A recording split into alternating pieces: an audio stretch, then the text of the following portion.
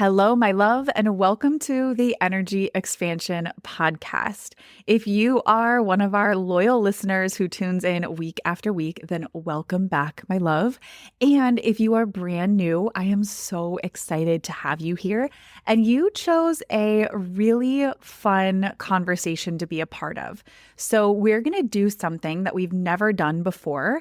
And I am 99% sure that we're going to do this again in the future, maybe every couple of months or so. And what I mean by that is today I'm going to be diving into some of the most frequently asked questions. In fact, there are 3 questions that I feel come up more often than any other ones. And so we are going to dive into these together today. And for some of these, I'm actually going to be pulling directly from the content that I teach inside of Energy Expansion Academy, because all of these questions sort of lead back to most of the core teachings. And many of those core teachings can be found in the Energy Expansion framework. So the first question is, Dani, how do I know if it's my intuition or my fear talking? The way that this comes up is a lot of my clients, the work that they know they're meant to do is around self-trust and being able to tune into their own inner voice. And a lot of times when we're on that journey and we're realizing that self-trust and self-belief and being decisive is the work that we're here to do, the opposite of that is doubting ourselves and second guessing and being indecisive. So the thing that I want to share with you around this, when you're starting to distinguish between those voices that live inside of you, right? That voice of intuition, which definitely has a connection to what I call God. I often use the acronym GUS, which is God, Universe, Spirit. I like to use that with my clients because my clients have an array of different beliefs. And so GUS, God, Universe, Spirit, typically my clients love that. They'll take that, they'll run with it, because that covers a lot of just what you might believe to be your higher power. So there are these voices that are for our greatest good, right? That are really leading us towards what is meant for us. And then there's the voice of fear. And we actually have another episode all about fear and resistance. So if you are curious about this and you want to go really deep specifically around fear and why we experience fear and what that feels like and sounds like, that could be a really great episode for you to check out. I'll pop that in the show notes so you'll know exactly where to find that, what episode that is. But it can sometimes be really hard to decipher between those two voices. So the first thing I want to do is I want to walk you through what is your intuition. Our intuition can be described and defined in a few different ways. And here's how I like to describe it to my people. So number 1, it is your inner knowing. And it works as like your own divine GPS, directing you where to go, where you're meant to go. And it's in a way like your 6th sense. So it is not necessarily a physical sense, the way that we have touch and the sense of being able to see and hear and taste, although depending on how your intuition speaks to and through you, there is a physical component, because often our intuition is going to come through our body in some way, shape, or form. And we'll talk about that a little bit more in just a minute. The other thing I want you to know is that the gift of intuition, I believe this through and through, it is something that everybody has access to. I believe that every single person was born into their human experience. Your spirit chose this physical vessel. You get to have this human experience, and everybody has this connection to their own inner knowing and the spiritual realm, which I do believe that our intuition and our connection to spirit are 2 separate things, but that there is a through line, that there's a cross point there. So they're not exactly the same thing, but your intuition is a spiritual gift. It is a way that spirit can talk to and through you. Okay. So I believe that we all have this gift. Some other people might differ, but I'm such a firm believer in this that it's one of the things that I'm most passionate about teaching, which is how you can tap into and unlock what I like to call your intuitive superpowers. This one thing alone made a world of a difference for me.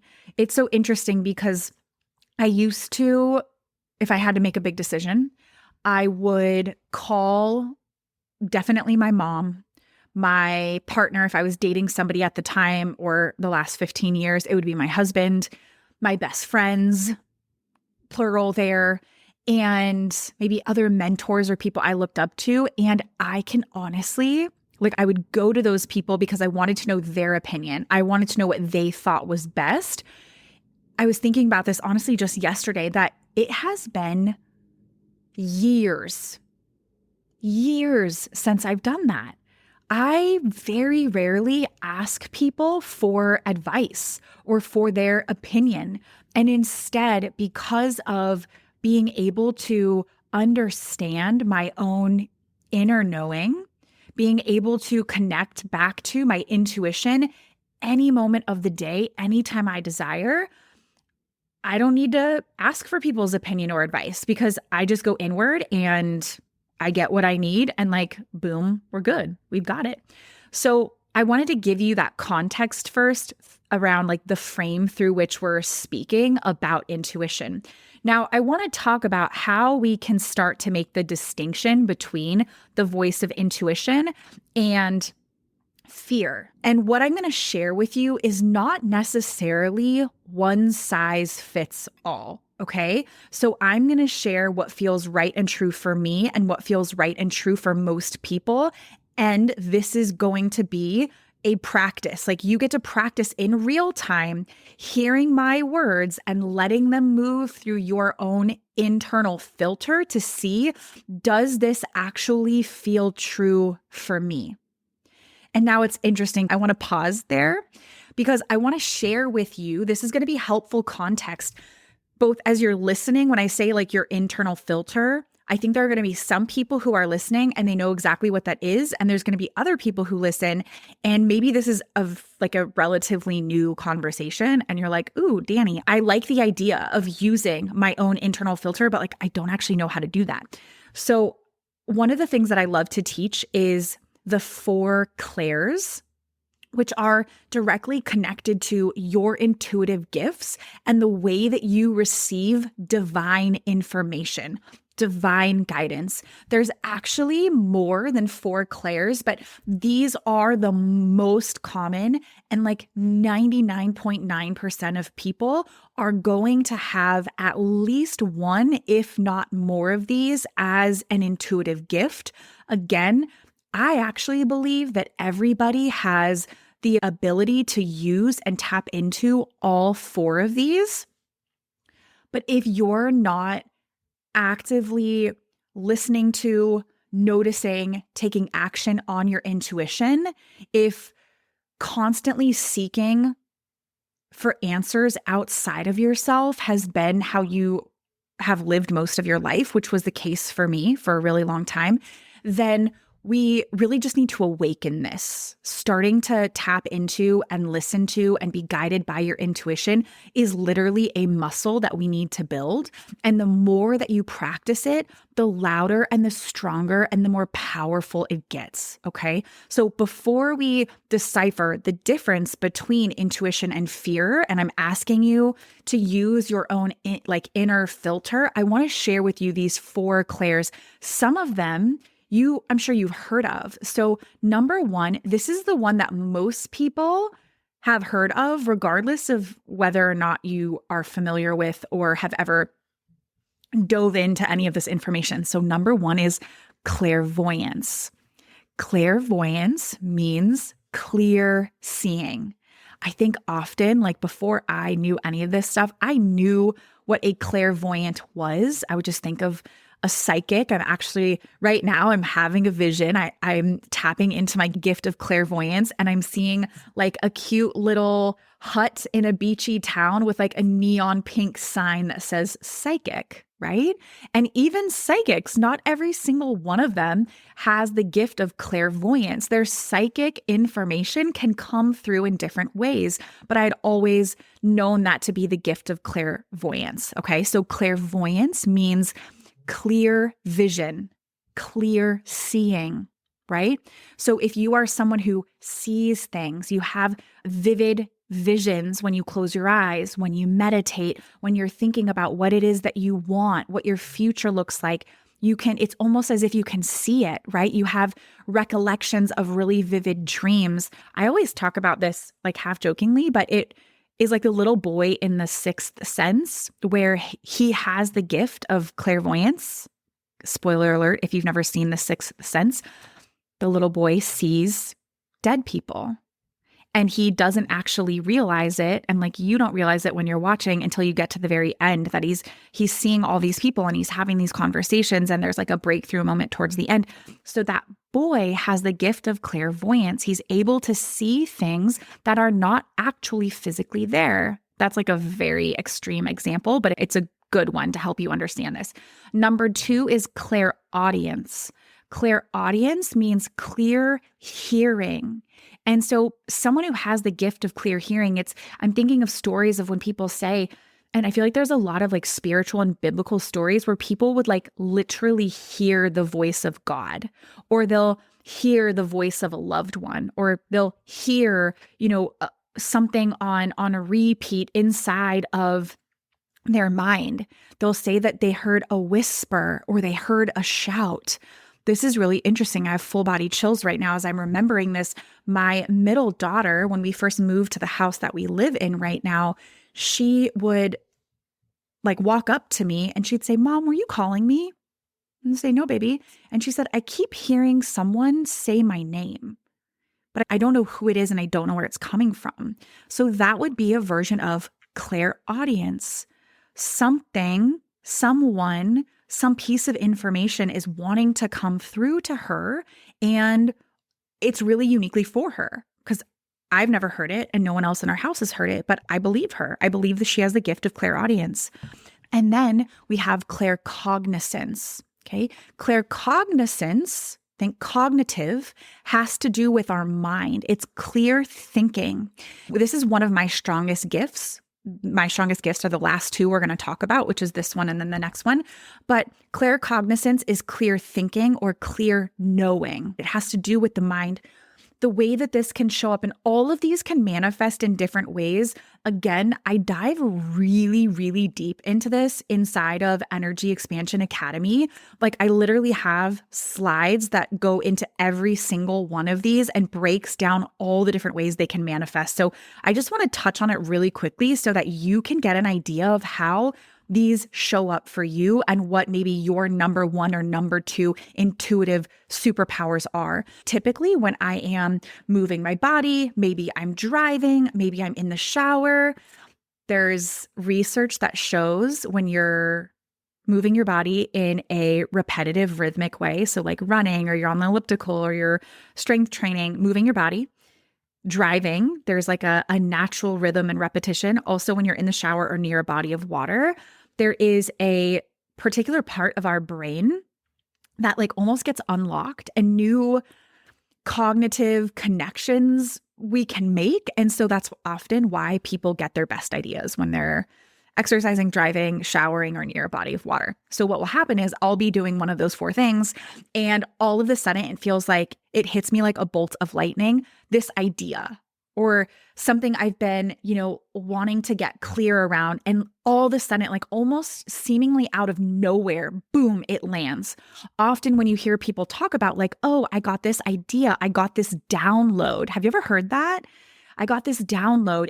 That is speaking to claircognizance. Like all of a sudden something was implanted into their mind, and it feels like the hand of God itself put it there, right? Or like the idea was floating around and all of a sudden like whoosh, landed right inside of your brain.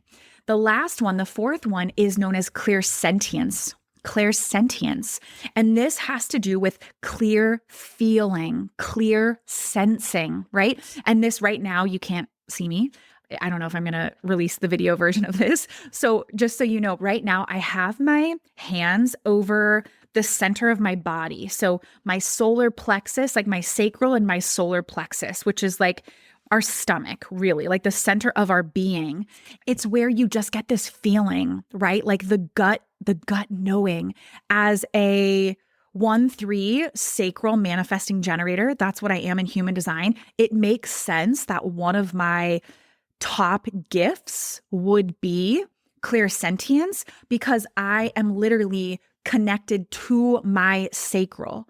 I know in an instant if something is for me or not, because the feeling is so strong. Also in human design, we're like going way, way down the rabbit hole here.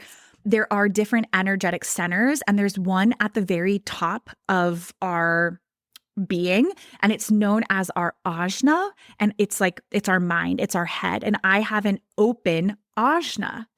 Coming back to my gift of clear thinking, I can very easily pick up and absorb things from around me, specifically in my mind.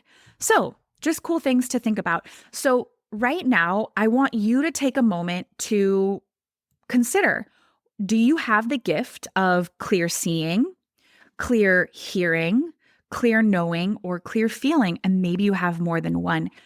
The reason I wanted to walk you through that, I actually spent a little bit more time there than I was planning on. But when you have that understanding, it becomes so much easier to decipher the difference between the voice of your intuition and the voice of fear. Okay? So, and again, when you then have an understanding of how that inner knowing is speaking to and through you, the more confident you are in actually listening to it, acknowledging it, and taking action from that place. And I feel like every single person I know, every single person in my world, every single person who reaches out to me, they want to have a deeper connection with themselves, with their intuition, with spirit. And building that muscle and tapping into that more and more is what is going to give you that connection. It's going to strengthen and expand that connection. And the more you do that, again, the more confident you become in your ability to make decisions. There is way less second guessing, way less doubt, and way more self-trust. Okay. So super excited for you to play with those tools. The other things that I want you to consider is how intuition and fear often show up. So, intuition is often subtle, calm, and maybe even quiet. Fear, on the other hand, can feel loud and overbearing. It can feel like frantic and noisy. Like right now I'm thinking of ambulance lights and like and like red lights flashing, because that's really, if you think about it, that's fear's job. Its job is to get your attention. Often it's to get you to stop, to turn around, to run away. It's trying to protect you. But again, if you're fired up like I am about this conversation, I want you to go listen to the episode where we spend an hour talking about fear and resistance. The problem with that is fear doesn't know the difference between you doing a live video on social media versus you being chased by a saber-toothed tiger. Fear doesn't know the difference between you saying yes to a life-changing investment in yourself and your business, like, hi, that's a really good thing, versus you in like a life or death situation, right? Fear is connected to the most primitive, unevolved part of our mind, and it can't decipher the difference. And so this is why it's really important for you to notice, okay, there's this amazing opportunity in front of me, but I am freaking the F out, and fear is really loud, right? You being able to distinguish that is really powerful.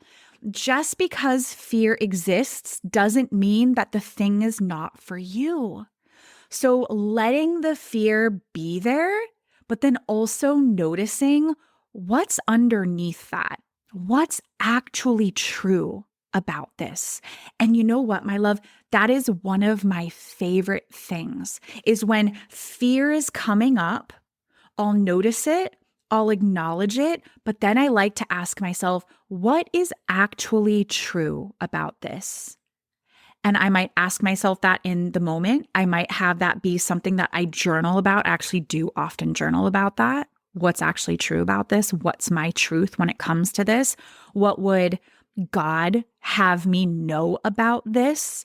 What the voice of God and your own intuition is going to speak over you around one particular thing is probably going to sound very different than the voice of fear around that same exact decision, option, circumstance, right? The other thing to notice is your body. So it makes me think of something. I've probably shared this more than I've shared anything else ever, and I don't think it even exists anywhere on the internet anymore. It was a blog post by one of my favorite creators, authors, speakers. I had the opportunity to hug her and meet her in real life. Her sweet son was even at the event that I was at. It was at Grace Cathedral in San Francisco. If you have never been, oh my goodness, go if you get the chance. So it was, who I'm referring to is Danielle Laporte when she launched her book, The White Hot Truth. So good. It's like literally over there on my dresser. I had the opportunity to go meet her and hug her. I also, let's just name drop here. If you're in the personal and professional development space, you may or may not know Danielle Laporte. I have a feeling you probably know Gabrielle Bernstein. And I had the opportunity to meet her when her book, The Universe Has Your Back, which is such a good book, came out. And both of those were at Grace Cathedral. So these women know what's up. But Danielle Laporte had a really simple, really powerful blog post. And the title was The Light Choice is the Right Choice.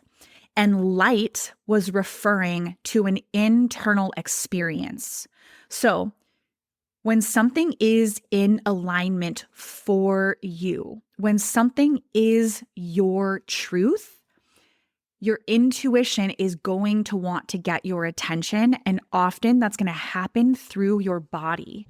And so whether it is what to order on the menu or whether or not to buy the house, right? Like one of those is a really small decision, not a lot of consequences, not a huge impact of like, what are you going to order off the menu? I don't know if you're hangry, that could be like a really big decision versus, $1 million investment in a home or in a business, whatever it might be. So regardless of how big the decision is, letting yourself feel that decision in your body and notice, how does that feel in your body?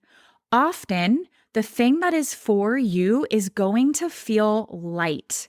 It's going to feel expansive.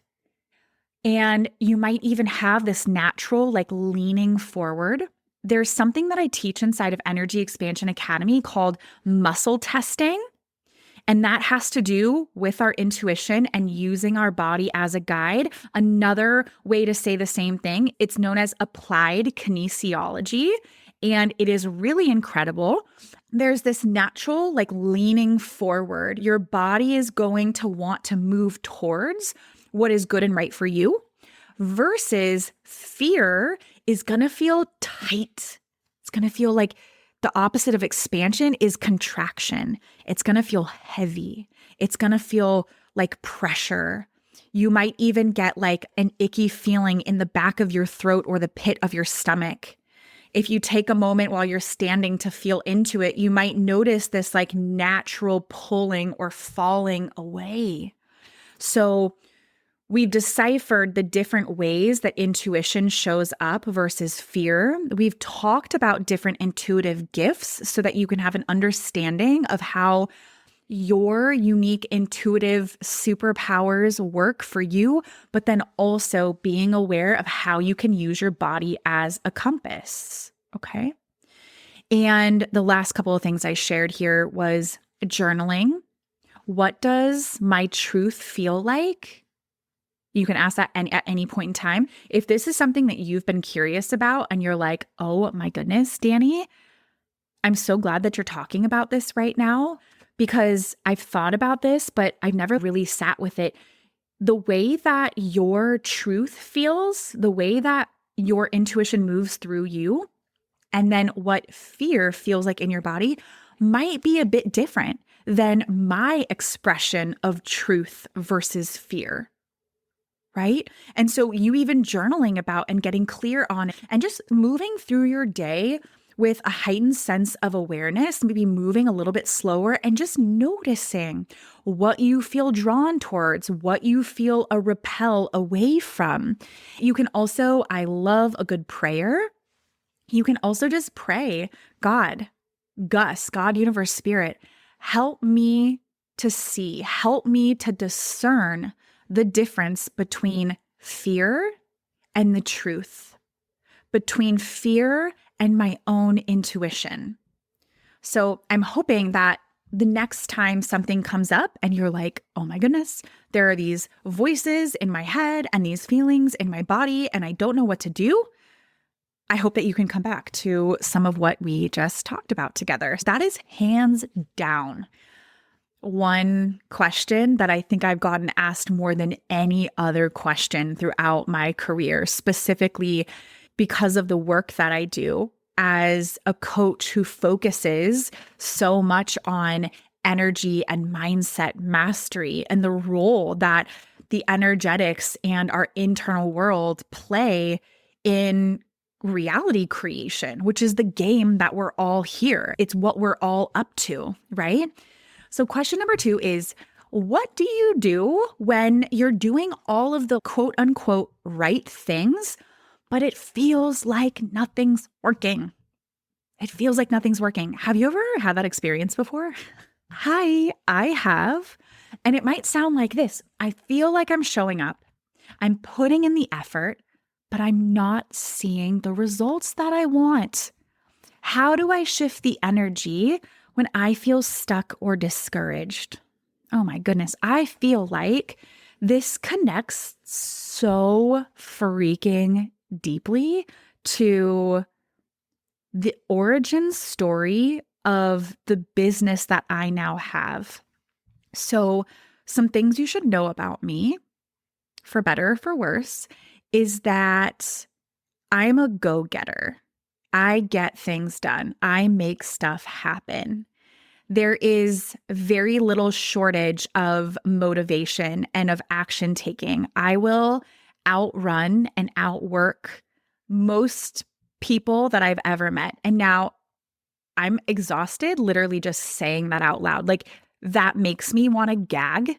Blech.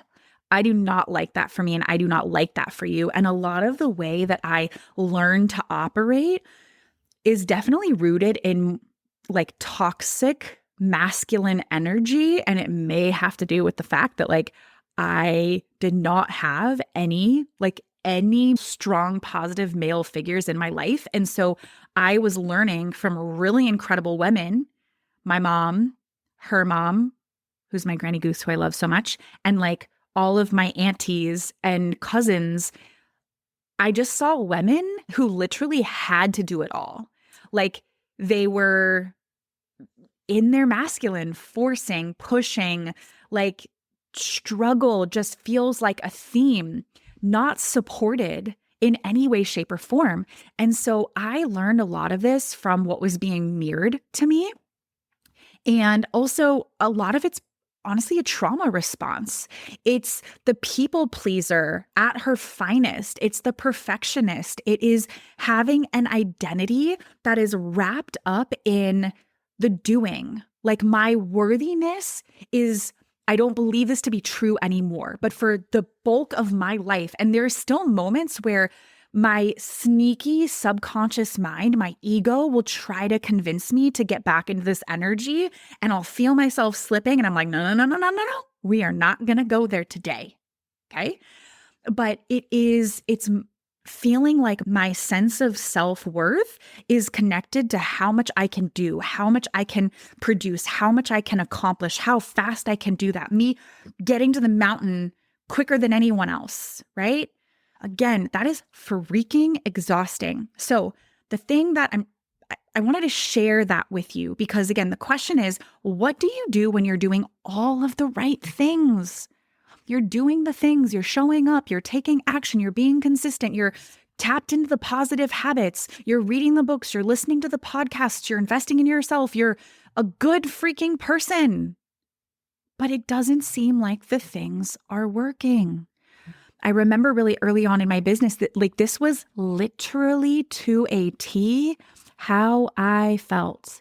I felt like I was doing everything, and I was doing a lot. I felt like I was doing the absolute most, and I had some decent results to show for it, but I felt completely maxed out, exhausted, burnt out, and had very little to show for it.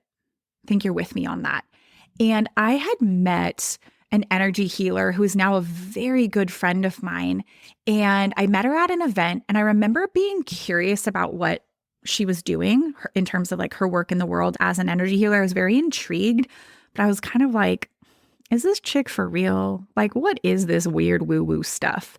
It just felt like easier to keep doing things the way I'd always been doing, which was forcing, pushing, getting the ish done until that stopped working.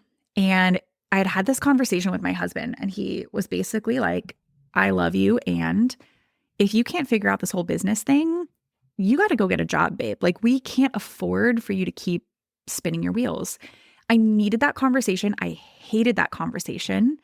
I despised my husband for like 2 weeks because I was just being really immature. I don't know what the gift is in the gene keys. If you're familiar with the gene keys, which is also something that we talk about inside of Energy Expansion Academy, it's a typology. There's human design, and there's astrology, and there's Myers-Briggs, and there's the Kobe assessment, and there's the Enneagram. There's love languages. Are you picking up what I'm putting down? I'm obsessed with typologies, but one of those is the gene keys. And there is a gift and a shadow to every key in your profile. And one of my main shadows is immaturity. I did not like that when I first learned it, but I can see so many moments in my life where I instantly reverted back to like a pissed off little girl stomping her feet, like throwing a tantrum. And that was basically what I was doing. 10 years ago, when this was happening in my business, I got really crystal clear of like, okay, I've been doing all the right things and this isn't working. And so I must do something different. And everything in me literally told me, you have to shift what's inside of you. Like, this is not a matter of doing more, learning more, spending more, trying harder. Like, you've done all of that and it is not working. You've got to go inward. And in that moment, I literally grabbed my phone and I called this friend of mine, and I was crying. And I said, okay, I'm ready. I'm ready to do her program is called Energy Upgrade. She has other programs. That one doesn't exist anymore. But I said, okay, I'm ready to invest in Energy Upgrade. Like, send me the contract, send me the invoice. I'm ready to go. And doing that deep inner work and clearing through so much of the energetic crap that was holding me back, completely eliminating and rewiring, reprogramming my entire belief system from the inside out. That is what shifted. So I wanted to give you some context so that I know what it feels like to be doing all of the things, yet to feel like you have very little, maybe nothing to show for it. I know what it feels like to feel stuck and discouraged and defeated. And there is a way to move through that. Okay. So number one, when this feeling of doing all of the things, but the things are not working comes up, this is often, and this might feel frustrating. I used to not like this, but now I love this. It is literally what I live for and what I teach. It's what I practice. It's what I preach. It is an indication that we need to look inward. It is most often the inner shifts that unlock and create the new external results. So remembering that first and foremost, your energy is everything. When you are doing all of said things, being mindful of what is the energy from which you're doing them. Are you doing them from a place of pressure and scarcity and desperation? Or are you doing it from a place of excitement, inspiration, power, and devotion? Most of the time, when you're feeling stuck or discouraged, it's an opportunity to really look at your frequency. One of my dearest friends, her name's Jolie, and she's also in the coaching industry. One of the things that she says more than anything else is frequency first. Frequency first. Your strategy and the action taking is absolutely important, but there's a really good chance that you're doing a lot of the right things. You're doing a lot of the right strategy. What is the energy that you're doing the strategy from, that you're taking action from? I'll never forget, I had experienced a good amount. It was like after I hired my friend, we did a bunch of energy healing. It catapulted my business. And a few years after that, I hit a little bit of a plateau. And there was a coach online, and I just loved the way that she showed up, and I really wanted to work with her. She was like a business and leadership coach. And I just needed a little bit of an audit just to check in. I actually felt exactly like this. I'd done all the amazing work, hit a plateau, felt like I was doing all the right things, but the stuff wasn't working and I was stuck.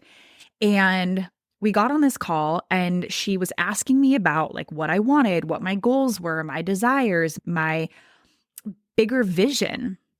And I shared all of this with her. I shared about the strategies and the actions I was taking, and I shared my plan. She just paused for a second and she looked at me and asked me something that was exactly what I needed. It was like the ultimate gut check. She said, okay, and are you being the full embodiment of the version of you who has all of this? Are you embodying this level of leadership, this level of impact? And again, it literally felt like a sucker punch to my gut because I paid her for 3 hours of her time. And really, I just needed her to ask me that question. As soon as she said that, you guys know what? I lied. I was so embarrassed. She asked me, like, are you fully embodying it? And I'm sure she could sniff me out. And I was like, yeah, of course I'm embodying it. But deep down, I was like, oh crap, that's it. That's it. I'm doing all of these things and I'm saying that this is the next iteration and the next evolution of where I'm going and what I want, but I am not fully practicing what I'm preaching. I am not doing the strategies and taking the actions from a place of empowerment and full belief in myself and what's possible. If the embodiment isn't there, you could be taking all of the right actions and you will not end up where you want to be. And I don't love that for us, but that is true. So I want you to take that on the next time you feel like you're showing up and you're consistent and you're taking actions and it is just not happening. Do a little internal check. Come back to frequency first. What is the energy that I'm moving from? Am I fully embodying the level of leadership and who it is that I know I need to be that is in alignment with what I want and where I'm going? The last question that we're going to dive into together today, and again, I am having the most amount of fun. I really hope that you are too. If you are loving this and you're like, oh my gosh, ask Dani anything, and there are other questions that you have that you're curious about, please send me a DM on Instagram with your questions and we can totally do this like every couple of weeks. So this last question is, how do I hold the faith? And I love this because if you've been with me for any length of time, you know that faith is one of my absolute things to talk about. So, how do I hold the faith when my current reality looks nothing like my vision? Another way to say this is I'm trying to manifest, visualize, and stay in the energy of what I want. And I love this because we were just talking about getting clear on where you're going and who you need to be to create that. So I'm trying to manifest, visualize, stay in the energy of what I want, but doubt keeps creeping in. And it's taking so much longer than I thought. I totally get this. And with every single one of these questions, I have personal experience with this. So the first thing that I want you to remember, and again, from one question and my response to the next, there's just been this like really beautiful natural flow here, and I could not love it anymore. Faith, speaking of frequency and energy, faith is a frequency that we can tap into. It's a frequency that we can come back to at any time, and it's something that we can hold within us. And similarly, I know that I mentioned this with intuition, that so many people in my world and a lot of people come to me and hire me because they want to tap into their own inner gifts. They want to feel more confident. They want to feel more connected to themselves, to their purpose, why they're here. They want to feel more empowered. They want to tap into self-trust. And so much of that comes back to understanding the way that we receive information, being able to hear, see, sense, know, listen to that, right? Like we talked about the four clairs, and then taking action from that. And the more you do that, the more you strengthen those gifts, the more you can lean on them, the more you can trust them. And I use the analogy of intuition as like building a muscle, right? Like you go into the gym, and if you've never been inside of a gym before and you start doing some strength training and you pick up a 5-pound weight and you do a couple of reps and you're like, okay, I can do this, but my arm's getting sore and this is kind of heavy. And you do that enough and enough. Well, then you go and pick up an 8-pound weight and you're like, oh, okay, yeah, this is better. This is better. And before you know it, you have like a 25-pound weight in your arm, right? And so it's so similar to that. And faith is no different. Faith is no different. Faith is something that you can tap into and practice and play with and lean on. And the more that you do that, the stronger that it gets. And it's really interesting. I read recently that often, like this is so interesting. When things are going well, we don't actually need faith, right? So it's in those challenging seasons, it's when the gap between where you are and what you want is so dramatically large that you feel defeated. That is actually when faith is required. It's in those seasons. And I feel like sometimes God gives us those seasons and puts us in those positions so that we remember we don't got it all handled. Anytime I experience a taste of success and I'm like, yeah, Dani, look what you're doing. Like, keep running in that direction. I don't intentionally like leave God in the dust, but when things are going well, I admittedly, to this day, somebody who's been practicing this for a long time, I can forget to put God first, to let God lead, because I'm like, ooh, I got this. Like, I'm good, right? And we forget to tap into everything that we have access to when it comes to spirit and when it comes to faith. However, on the flip side of that, it's when things aren't going well that faith actually comes in handy. One of my favorite things to say, and if you've been listening to the podcast for a while, you might have heard me say it once or twice before, but I love to say, I trust that the hand of the Holy Spirit is on this. Of course, the hand of the Holy Spirit is going to be on things when they're going good and they're feeling good and you're happy and you're abundant and you're feeling connected to your people and you feel good and strong in your body. Yeah, it's really easy to trust that the hand of the Holy Spirit is on that. But I use that mantra when I'm in pain, whether it's physical pain, mental, emotional, spiritual pain.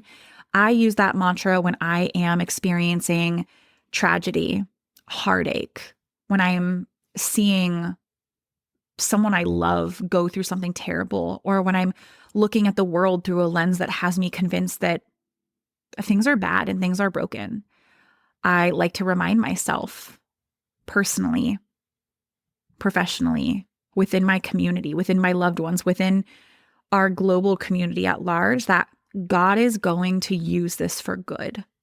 The hand of the Holy Spirit is on this. And sometimes it can be really hard to understand that. I've literally been like, God, I don't know. Like, you are quite masterful, my friend. If you can take this situation and turn it into something good, but I'm going to believe that to be true, because what's the alternative? What's the alternative? The alternative is hopelessness. It's depression. It's wallowing in heartache. It's cynicism. It's pessimism. Ugh, I don't want any of that. I'm going to be someone who lives with faith, who lives with hope, who can see the goodness, right? Who can trust and tap into the belief God is going to use this for good.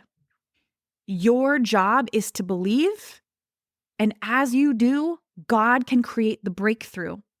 If you don't believe, you cannot receive. Ooh, I like that. If you do not believe in the breakthrough, in God using the thing for good, you're not going to receive the breakthrough. You're not going to receive the goodness. So stay rooted in the vision. Stay rooted in God's goodness. And sometimes when it's hard to see the path forward, take a minute and look behind you and realize, I'm sure your entire past wasn't all rainbows and butterflies. I know mine wasn't. I don't know anybody whose past was just rainbows and butterflies. I know every single person I've ever encountered has been through struggle and challenges and heartache and heartbreak and trauma and tragedy, right? And also, if you're listening to this podcast today, I have a feeling those things had a magical way of working out, right? And you might be in the middle. You might be in the middle of your breakdown right now. But I know that you've been handed and you've been through breakthrough after breakthrough after breakthrough after breakthrough. You've experienced miracles. You've experienced evidence of everything's going to be okay. No matter what, I'm going to land on both feet. No matter what, I'm going to get to the end of this and I'm going to be better and I'm going to be stronger. And I hope that when we get to the end of this, we stay soft and we stay open versus letting ourselves be hardened or losing sight of the goodness. So those are my thoughts. I got real fired up there. I almost forgot what the question was, but I think I liked how I answered it. How do I hold the faith when my current reality looks nothing like my vision? We have all had those moments.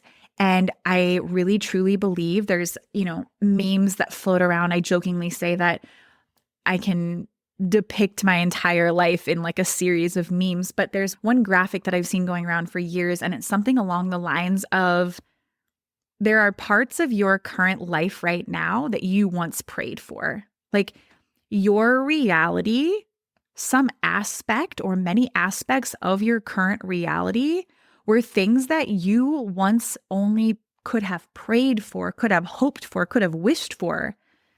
Does that feel true for you? If that feels true for you, I want you to shout, yes. Yes, Dani, because I know that that is true for me. Holy, holy, holy shift. I mean, I can't even count on all my fingers and my toes the beautiful, miraculous, wonderful things that are a part of my life right now that are bigger and better than things I couldn't have even prayed for some of this stuff because my little teeny tiny human mind couldn't even grasp the goodness of some of the blessings. And also, like, there's a lot of things that are feeling funky and crazy making and creating unnecessary stress and anxiety and things that I'm navigating. And also, what's true is the abundance, the blessings, the progress, the growth, the healing, the expansion, all of it And I feel like as I'm speaking these words aloud, that there's a part of you that can absolutely connect to and relate to all of this. So a few of my favorite tools here are, there's a prayer that I remember praying a long time ago, and it brought me to tears. And I've shared this with clients before. And sometimes there can be a discrepancy in how we see ourselves. I was actually who was I talking to? Oh, fam, I was talking to my daughter last night. We were going through, I'm going to grab this devotional, my favorite devotional right now. It's called Unshakable, 365 Devotions for Finding Unwavering Strength in God's Word. I'll pop the link in the show notes. The author is Christine Kane. And last night, my daughter was sitting next to me, and we were going through, here's what happened. We were reading through the devotional together, and we were having a conversation. What I wanted to share with you isn't actually about the devotional, but that's what started this. So every night before bed, I read that day's excerpt from the devotional, and then I have a journal, and inside of that journal, I write a love note. So I had already written the love note, and my daughter was walking in. I had set my journal down next to me, and I grabbed the devotional. So we read it together, and I closed the book, and she pointed to my journal, and she says, "Mama, you journal every night. What do you write? What do you write in your journal?" And for those of you who don't know, I've been on this kick. Last night was day 296, I think, of writing daily love notes. And so I told her, I said, "Babe, I write nice things to myself at the end of every day." And she goes, "Can I read some of the things you write to yourself?"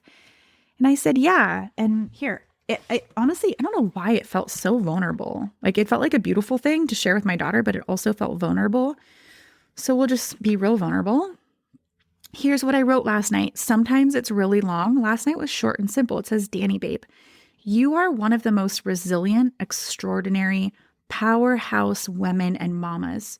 I am so grateful that I get to be you. I wouldn't trade this in for the world.